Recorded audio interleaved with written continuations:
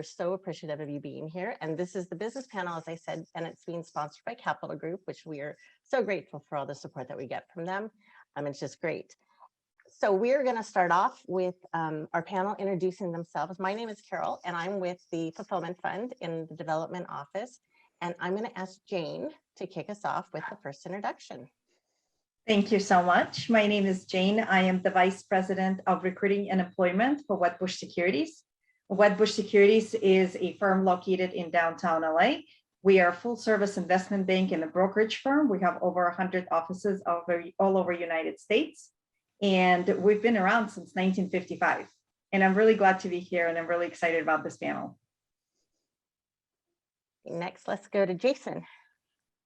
Hey, how's everybody doing? My name is Jason Thomas. I am an underwriter for a specialty lines insurance company called Beasley. We are based out of London, and we underwrite all sorts of wacky and crazy risks, not your typical life and health insurance. I specialize in architectural and engineering clients, but my company as a whole, we do much more than that. We're involved in cyber, we're involved in terrorism insurance, satellites, we even insure body parts of athletes and everything in between. So I get to have some fun with it, get to see some wacky risks, and I'm excited to be here and talk to you all.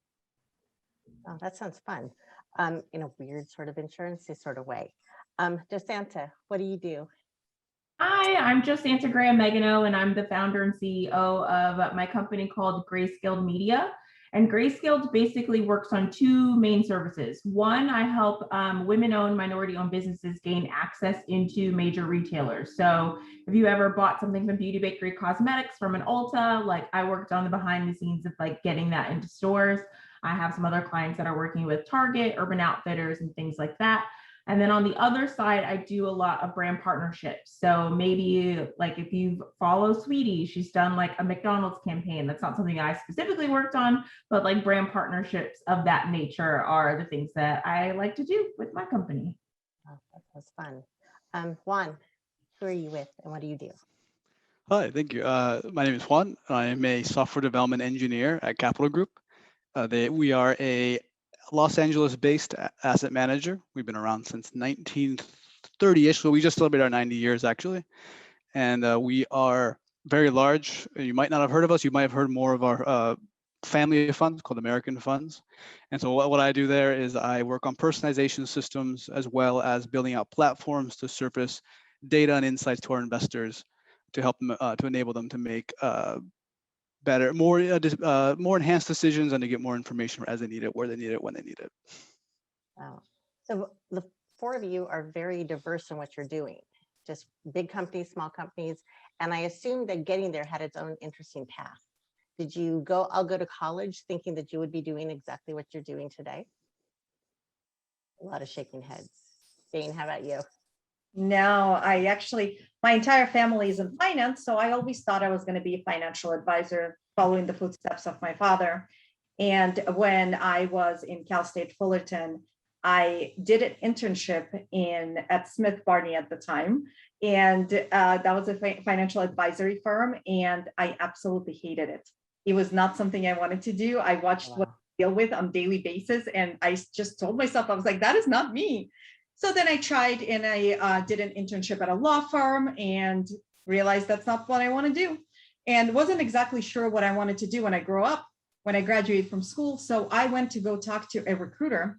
And the recruiter is the one that says, hey, you're really great with people. You should try recruiting. Never on my radar. I never thought recruiting is a career. Like nobody thinks about that. So I gave it a try and I absolutely loved it. I loved building relationships. I loved being around people. I loved making connections. And it's kind of like a matchmaking service, right? On one hand, you have a job that needs to get filled. On the other hand, you have a candidate looking for a job and it's your job to match those two. So I absolutely fell in love with it. And then I did agency recruiting for about 7 years before I joined Wedbush Securities, which brought me back into financial services like I always wanted to be. And this is when I truly realized that everything I knew about financial services, like being financial advisor, was so limited compared to what financial services industry does. And so many incredible opportunities within financial services. Wedbush is not a huge company. It's about 1,000 employees, but within those 1,000 employees, we have so many different careers, so many different career paths. And it wasn't until I joined Wedbush that I realized what financial services is truly all about. And it's just one company. I know Juan works in financial services, which is a completely different, same industry, but it's a completely different company that does something completely different.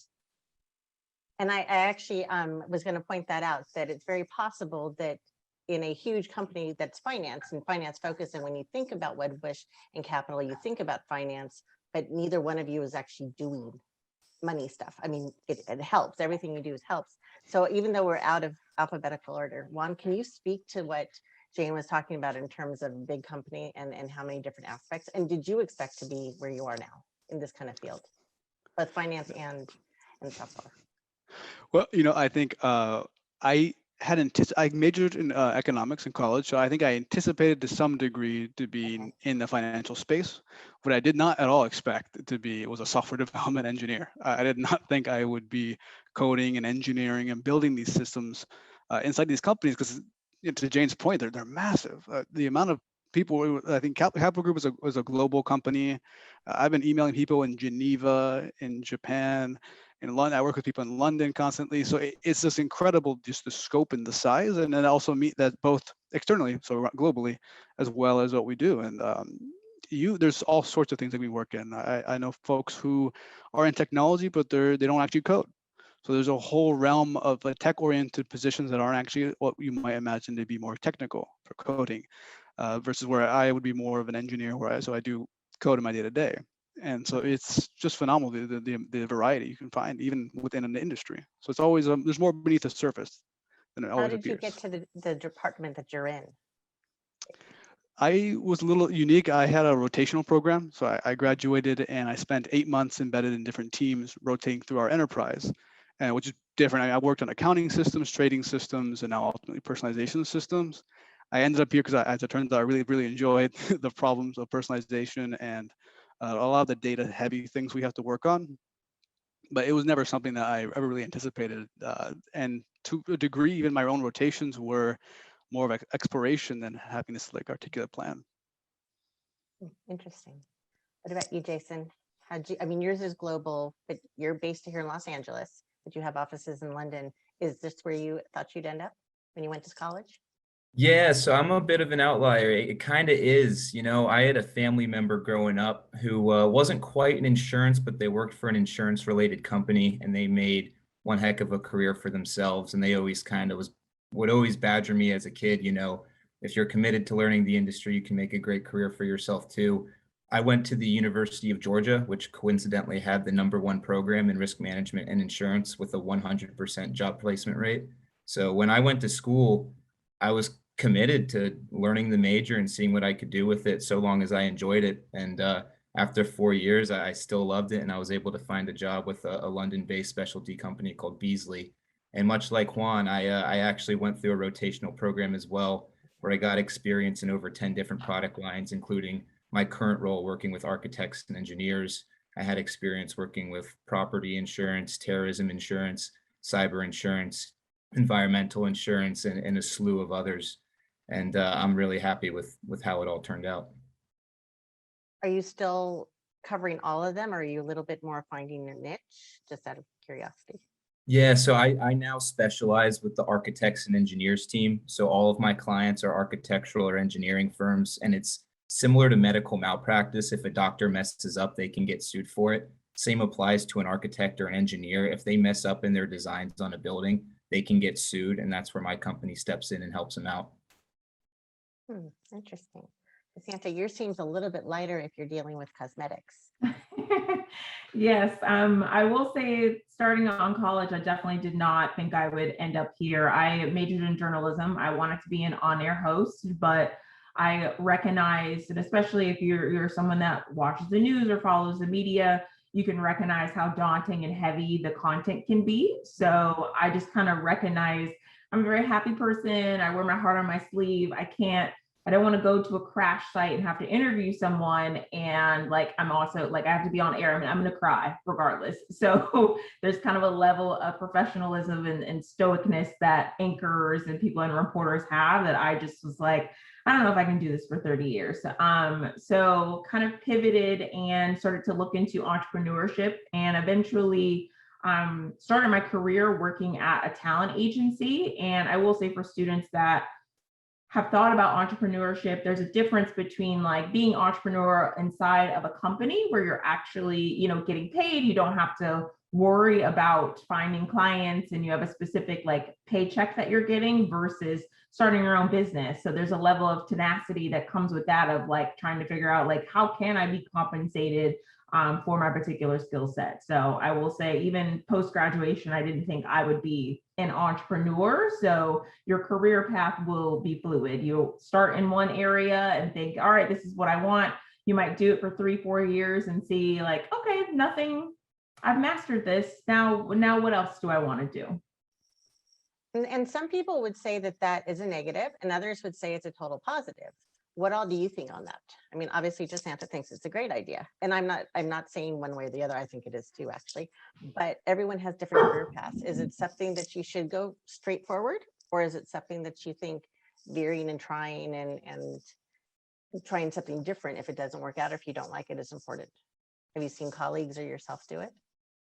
I'll answer that. And I think that there is no same path for everybody. Everybody's going to go through their own journey.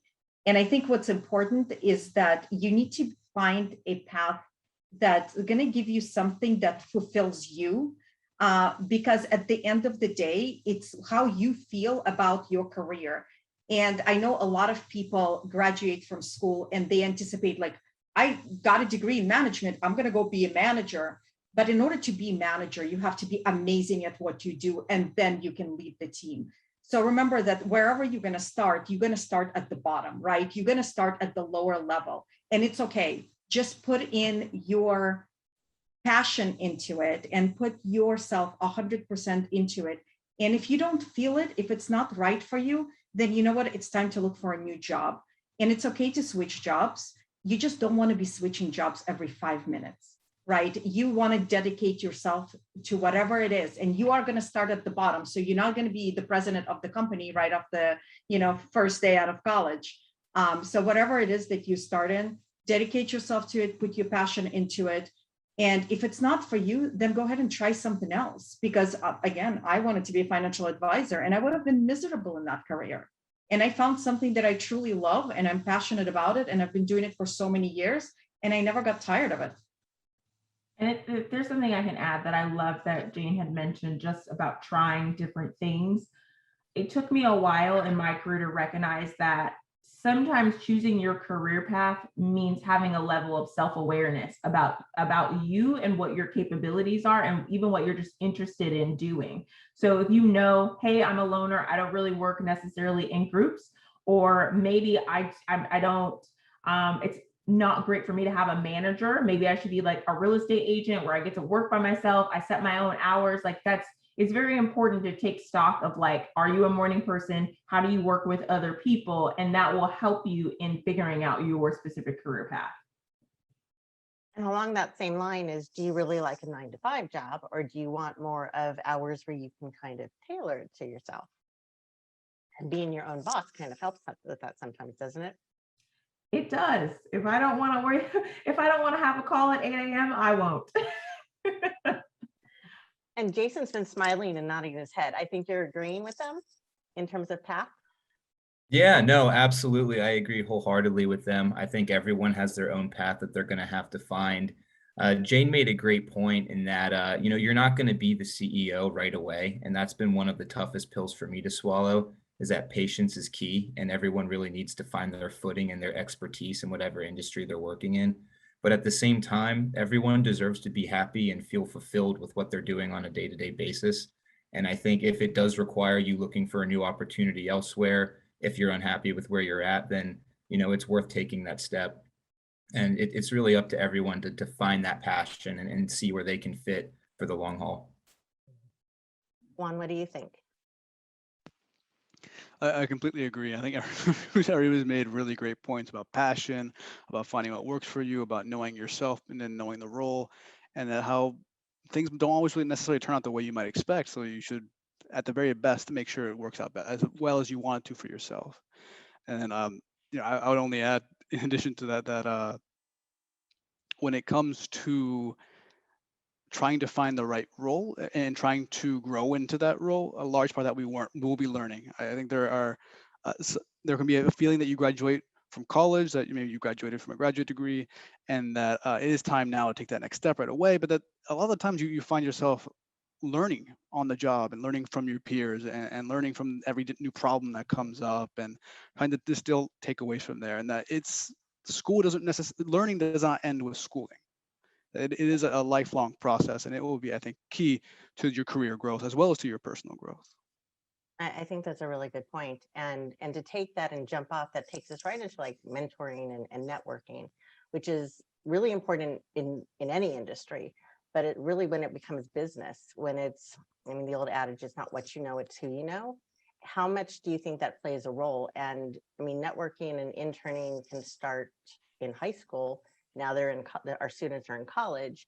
Is it even more important in this day and age, especially when, I mean, now we're getting back out of our house, but for a while our network was really just what we could see on Zoom. What do you think, Jane?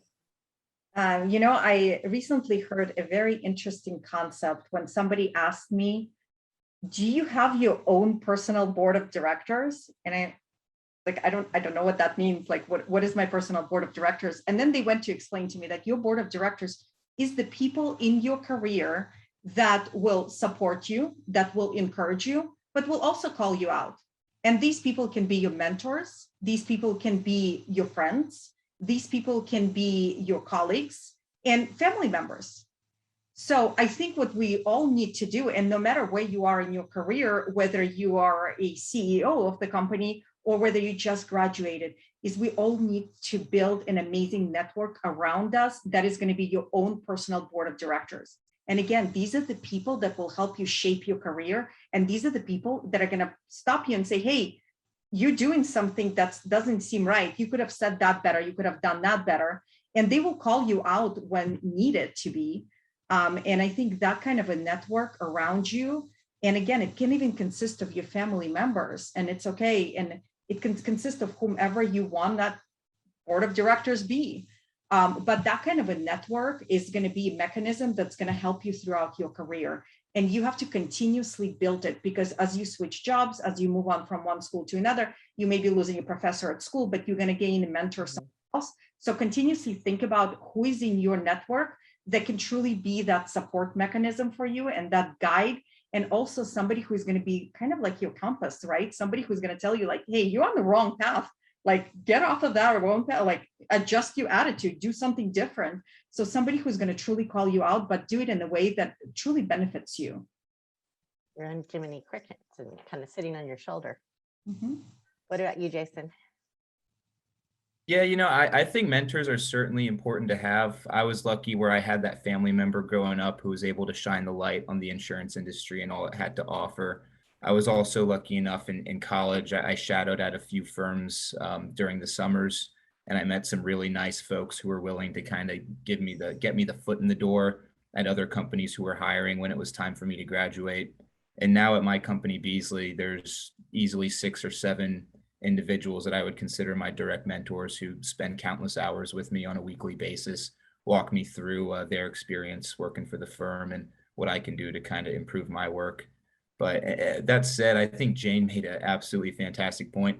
A mentor doesn't have to be a business colleague. It can really be anybody in your life who's in a position to advance you either personally or business wise.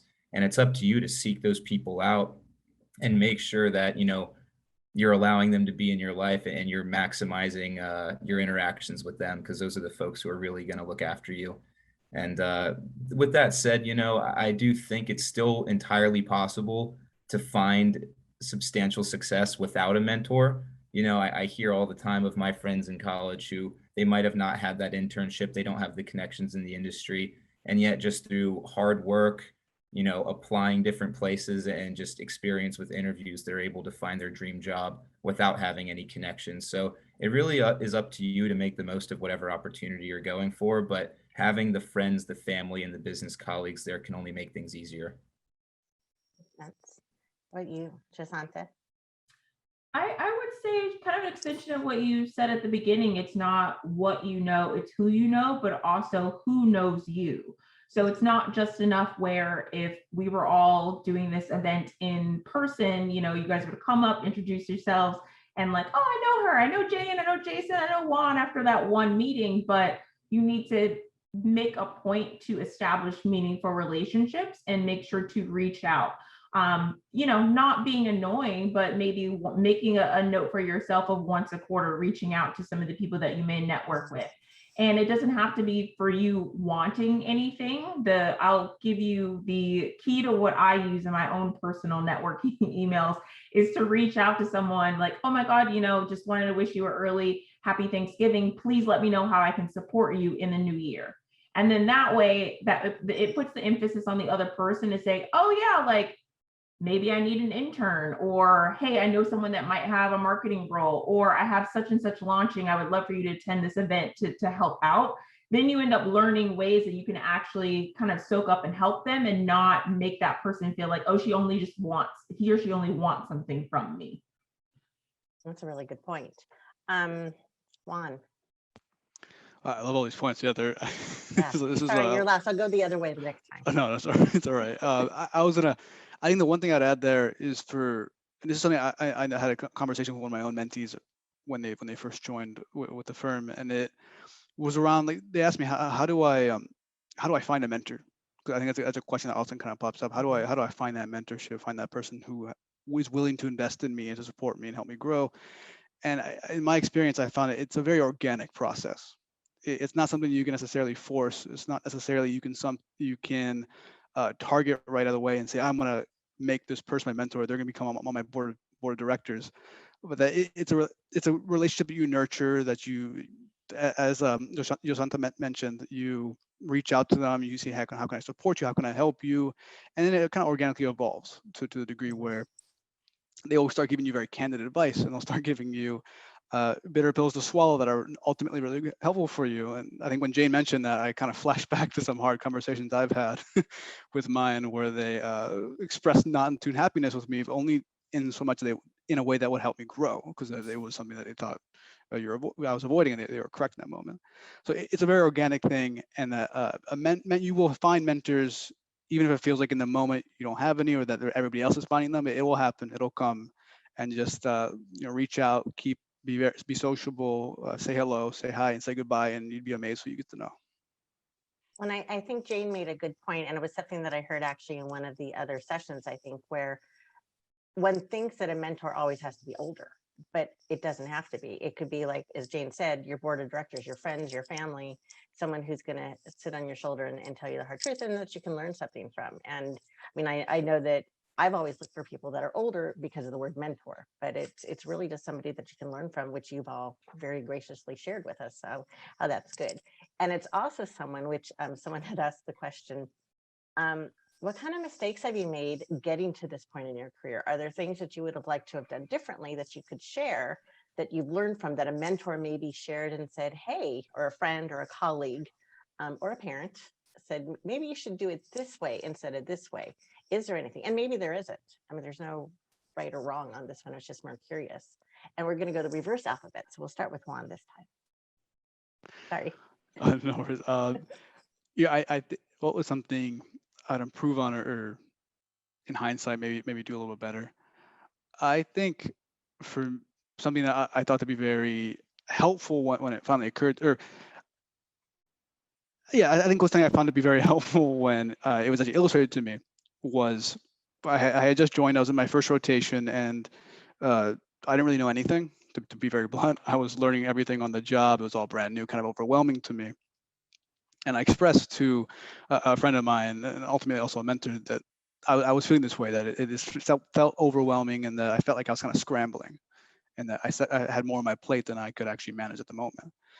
And his piece of advice to me was, write down a list and start to knock them off one by one by one by one.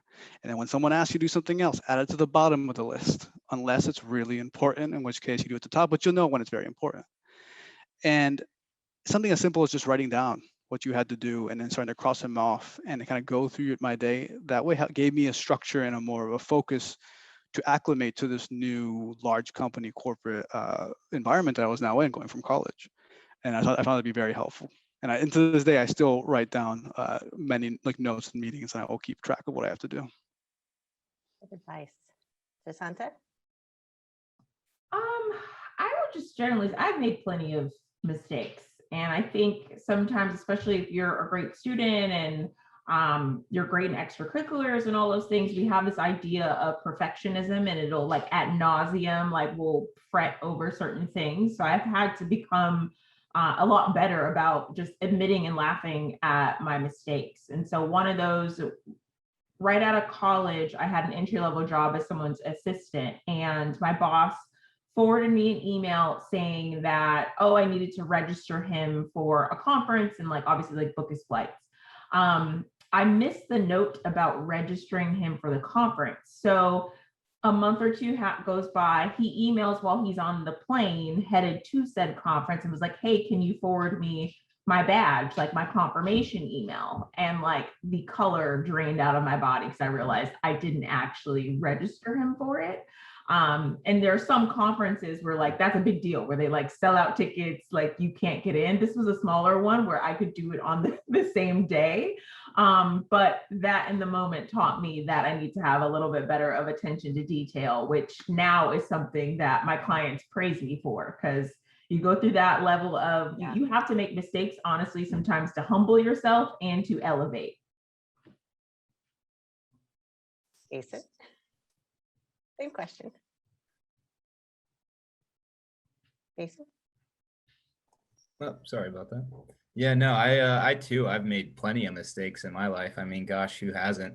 You know, one funny example, when I started on my team, I was quoting a $150,000 account, and I forgot to add a zero, and I sent the quote for $15,000 on a formally binding quote offer.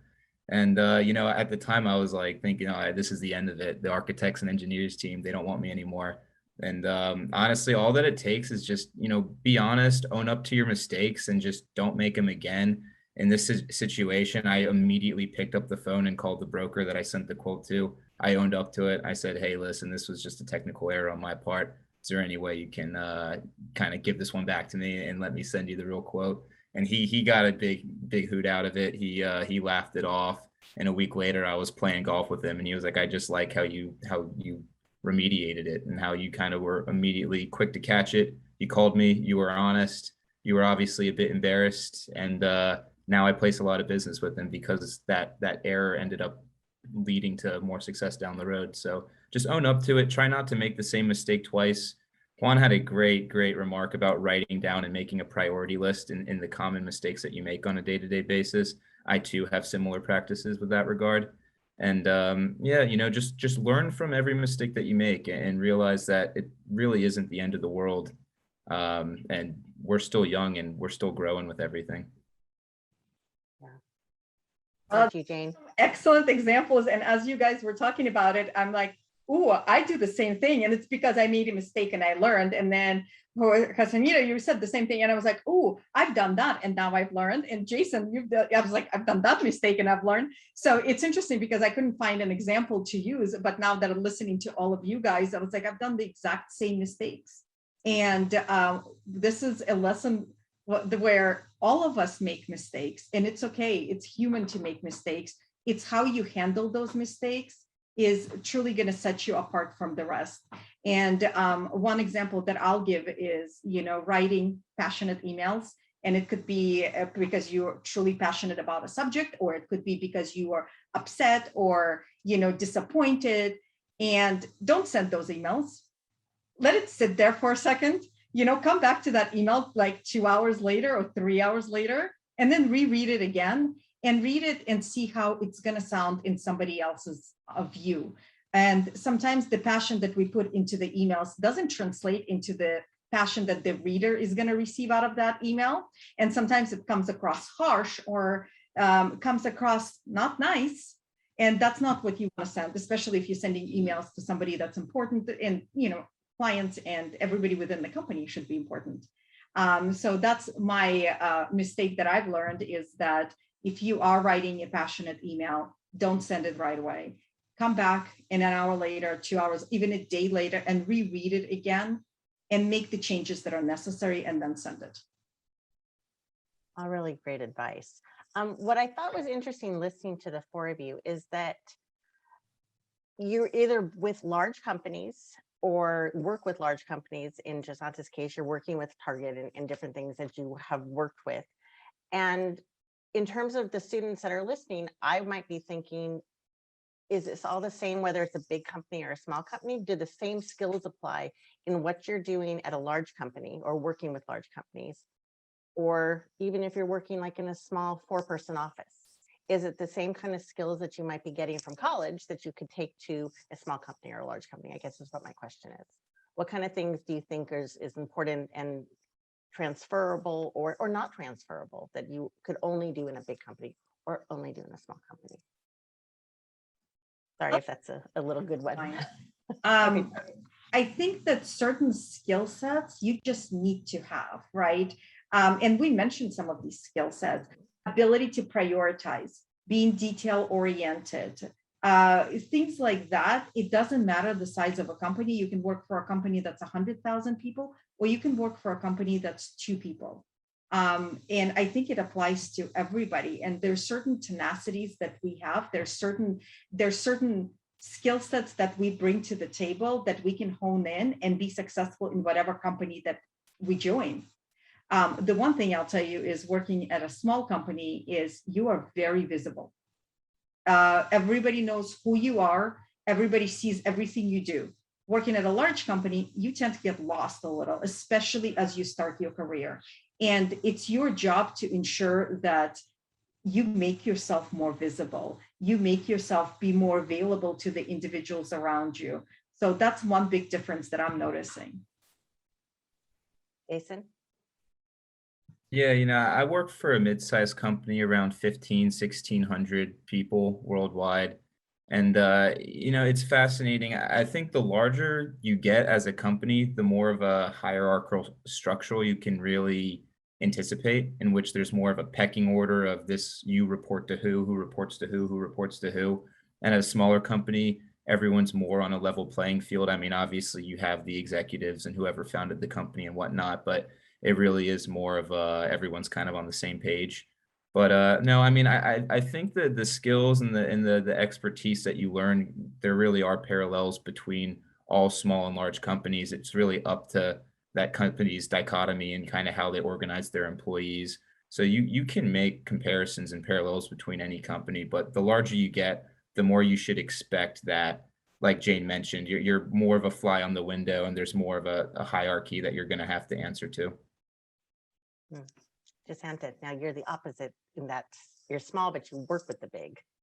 Yeah, I mean, honestly, it's the same thing where your skill set will be applicable across big and small, but what you learn from each company is going to differ by if it is a bigger or smaller company. So as Jane mentioned, you're highly visible if it's a small company. You might come in and they might hire you as a social media manager where you're just supposed to post on Instagram, TikTok for them. But 3 months from then, they might grow and they're like, hey, can you do product photography? So then you're like, I've never done that before, but they throw you in and give you a camera and you figure it out. Then they're like, oh, can you also do X, Y, and Z and do email marketing? I don't know how to do that. They'll throw you in and like you end up with a larger skill set and arsenal because they are so short staffed or smaller group, which vice versa with a big company, everyone works in silos. So an obstacle that I have as a business owner, I'm trying to onboard my client with Target and I have a specific question about inventory levels. Well, I have one buyer that I speak with, but she doesn't know. She loops in another colleague who solely does inventory. But then I have to do marketing for the launch. And then she loops in another colleague who's like, I do in-store marketing. And then they add another colleague who does the Instagram. So I end up having to talk to 6 people sometimes to get one question answered. So it's a little bit inefficient. That's polite. That's a polite way of saying it. Mhm. Juan. No, I agree with everything really said here. I think in a small company, full disclosure, I haven't really worked for a small company. I think I've only worked for Capital Group after after I graduated. Before I did internships, but I think at a large firm, it is hard to be visible, to build that brand, to be a known commodity. And then it is very easy to start to find these silos because people work with their teams or with their hierarchies. And I would urge you that if you find yourself in that position, try to break down those silos. Try to see what other people in the org are doing, because big or small, a company just made of people. Then you're going to be really talented people, obviously, right? It's the company you're working for. And so you want to see what they're doing. You want to learn from them. And you also want to see if what group A and silo A is doing can be applied in group B and in silo B. And then maybe we can start to be really more efficient and leverage one another, and to really find how all these different people at both small and large scale can all more collaboratively work together to achieve a better outcome. And I think because at a small company, you are more visible, but you also have more visibility. And in a large company, you are less visible, but you also can't see as much. And it's really on you to try to break that, try to see more. I will say, like, Juan made an amazing point about breaking down those silos, and that doesn't start when you start your career. You can actually do that during your internships, because I had a bunch of journalism internships where I was assigned to reporters, but like on a random day, I would follow the camera operator. I would go into the sales department who does all of the spots. I would go tag along with like the floor manager and director and see like what they do. So even if you're in a process where you're going to look for internships, and maybe you're in an internship that you're not super excited about, you could be assigned, it might be the company you want, but it might not be the department that you envision. Break down those silos by like, hey, I'm an intern, so-and-so, can I just shadow you for the day? And 9 times out of 10 people will say yes, because they love having that like young intern energy. And it's all, I feel like people also love to talk about themselves. So just ask them lots of questions. Well, and that goes back into the networking and the mentor, because you never know. That could be somebody that 10 years from now has the job that you want, and you just won't know. Mhm. Yeah, and one other piece of advice is also, if there's a role that you want within your company, look for those who already have that role and use them as a resource. I ask my boss all the time, what can I do to not so much take your job, but what can I do to have that same role one day? What did your success story look like? What am I doing similar? What am I doing different? How can I put myself in that position? And any good boss is going to want you to succeed. So, I'm lucky where my boss is very transparent with me and he's very honest. And even if it is critical at times, and yeah, you just put yourself out there and sometimes you just flat out ask, what can I do to get there?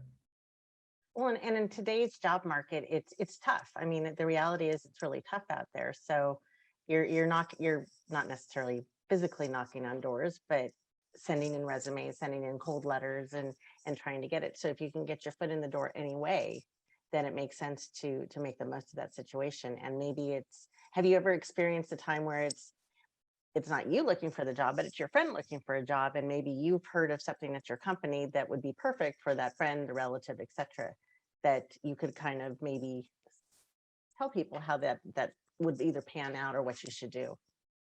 Does that make sense? No, it does. It definitely does. I have recommended a few friends of mine to my company, Beasley, and I've gotten them some interviews. Unfortunately, no luck, so they're no longer my friends. No, I'm just kidding. No, that's a lie. But no, I mean, unfortunately, none of my friends got hired. But that being said, they're still very appreciative, and it's always cool to be able to help out your friends or your family sometimes in situations like that. I will say be very careful, because if it's someone that you're not completely comfortable with, you don't know what their quality of work is like, you don't want to stick your neck out if it's going to reflect poorly on you. So if it's a friend that you really think is going to do a great job and you would think that, they're going to be beneficial to the company, by all means, try and get them that role. But, I've had very honest conversations too where people have asked me for referrals or asked me to put in a good word with my boss or the recruiting manager. And I've told them, like, listen, I don't know you well enough to do that, and I'm not comfortable doing that. And, there can sometimes be some points of contention there, but honesty is key. And you really don't want to, overextend yourself for somebody that might come back to burn you in the future. That's good advice.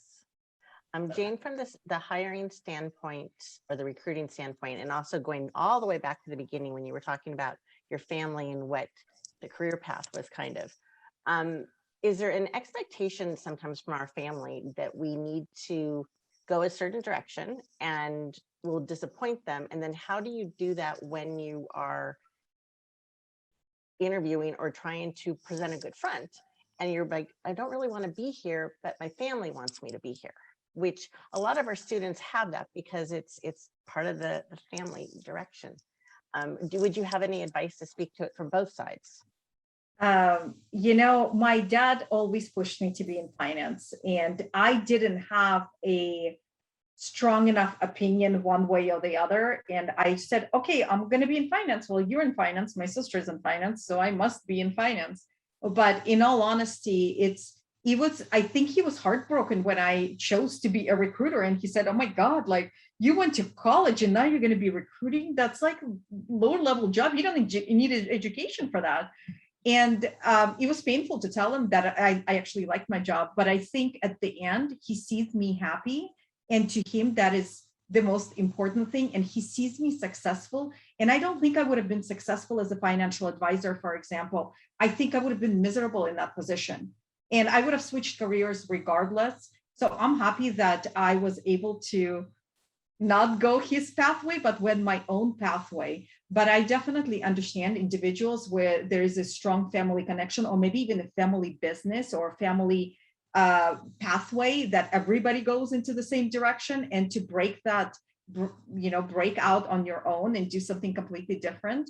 I think what's important is to re-emphasize that, this career path is somewhere where you could be successful, that it's going to make you happy, and it's going to make you be a better employee, and it's going to be make you be more committed to the job than be in the job that you were kind of forced into being.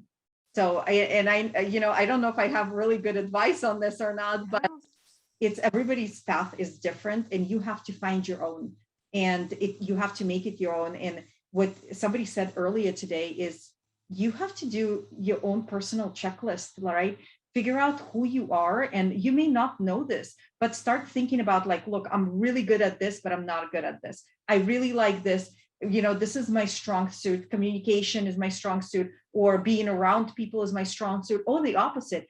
And do that checklist for yourself, and be truly honest with yourself, and then see if the career path that you're choosing aligns well with that checklist. That's great advice. And unfortunately, I just realized that it's 7:40. And so that's our last piece of advice, but it was really good advice to end on. We're going to do a quick roundtable to see if there's anything that I missed, that if somebody has great advice that they want to throw out. Otherwise, I'm going to invite all of our attendees to go to the closing ceremony. And don't forget to do the survey. But again, any last parting advice from our panelists, other than to say thank you for being here? Jason, Juan, Jasanta. Young professionals, don't be afraid to make mistakes, and don't be afraid to ask questions. When you're young, you're in internships, there's no bad questions and there's no dumb questions, right? It's when you have 20 years of experience and you're asking questions that you should have asked when you're an intern, that looks bad. But right now, this is your opportunity to learn. This is your opportunity to try new things. And if you don't do it for yourself, nobody else will. Yeah, give yourself some grace during this process. Like, try different things. Don't be super hard on yourself about making mistakes and getting into the perfect school, college, job afterwards. Like, live life. Yeah, I would say just be yourself. Don't be afraid to raise your hand, and find something that makes you happy, and you'll find a great career. Close this out. Yeah, I think find what makes you happy, know yourself, know the role, and know where you want to be, and I think give yourself space for errors and for growth, because it's a continual effort.